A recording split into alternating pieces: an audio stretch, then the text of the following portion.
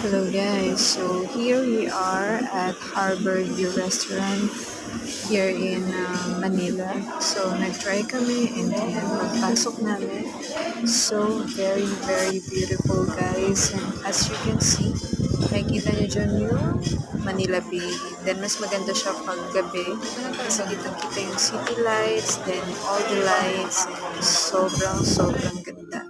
Then at the same time, kasama ko dyan ng aking mga sisters and kumain kami, nag-dinner kami, and we enjoyed our night together there. And yes, it's a must try. You can try it, and the foods are so very delicious and masasarap talaga as in.